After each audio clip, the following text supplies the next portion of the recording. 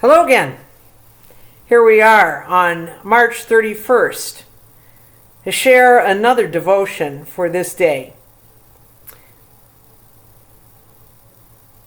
You may have seen in Christian stores, different places, and maybe even online, coffee mugs and t-shirts or greeting cards or graduation cards of one kind or another that have emblazoned on them the 13th verse of the 4th chapter of Philippians. This phrase that says, I can do all things through Christ who strengthens me. I can do all things through Christ who strengthens me. And when I've often seen that for graduation gifts, whenever I have heard or seen this sentence, what is conjured up for me is a picture of a very muscled version of myself, surmounting all obstacles, breaking down all barriers, rising in triumph over all that comes against me. I can do all things through Christ who strengthens me. And for that purpose, for that reason, and not at all comfortable with that particular verse. But also for other reasons. For one thing, it's not a very accurate translation of the Greek in that verse. The Greek actually says, more or less, for all things, I am strong in the one strengthening me. I am strong in the one strengthening me. In the Greek, there is no I can do all things. I can do. And that seems to me to be rather telling. That it becomes a statement of the power of God to do all things. The second reason it doesn't set well with me is that out of the context of its other verses before it, we miss the power and we miss the strength of the words for the situation in which Paul found himself as he wrote. And therefore, we miss the power and the strength of the words for the situation in which we find ourselves this very time. But even, yes, at other times in our lives. For as Paul writes to the Philippians, he was imprisoned. He was enduring whatever privations that attended the first century incarceration. And I would confess to not being a good enough scholar of the early church to know what those privations were.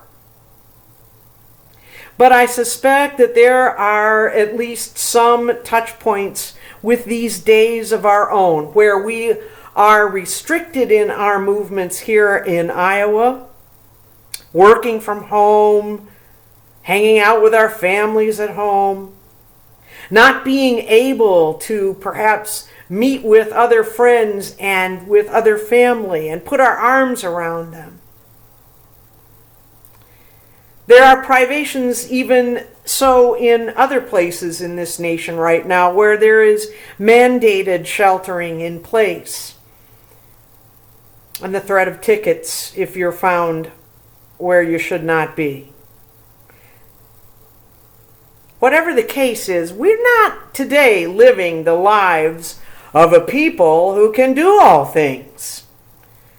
And we're struggling to do nothing as it happens. Paul has more to say for us and has more to say to us. What he has to say before this sentence that gets lifted out of context and passed on as an encouragement to be a victor from prison and from his circumstances, he says, Not that I complain of want, For I have learned in whatever state I am to be content. I know how to be abased, and I know how to abound. In any and all circumstances, I have learned the secret of facing plenty and hunger, abundance and want. For all things I am strong in the one strengthening me. Paul's is a witness to God's strength in the midst of privations like prison and like those of our current time. I need to hear that. I think I always have needed to hear that. And perhaps you do too. I was probably more like this as a young pastor, but even so, there are times today when I'm just not satisfied, not content with the way things are. And especially as a younger person, it struck me that there was never anything that couldn't be improved, whether those were situations or whether they were people.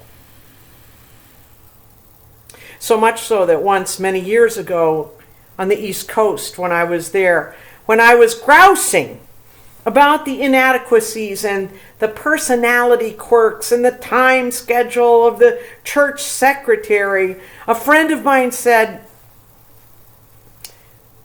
"I don't know why you don't just accept her as she is, instead of trying to improve her all the time."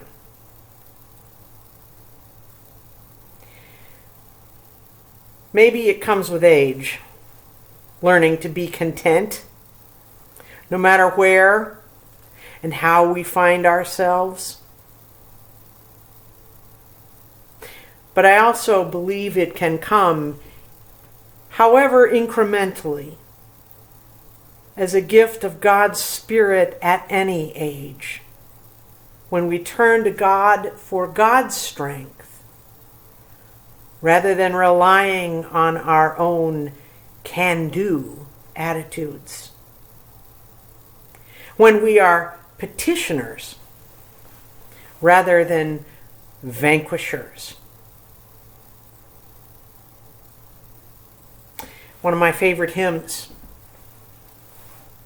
begins, "When peace like a river attendeth my way, when sorrows like sea billows roll, whatever my lot, thou hast taught me to say, it is well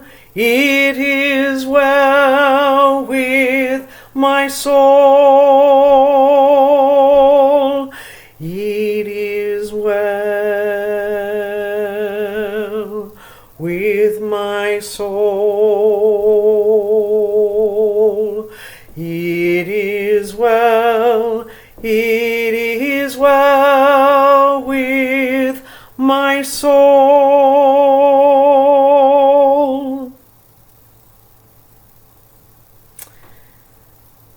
Amen.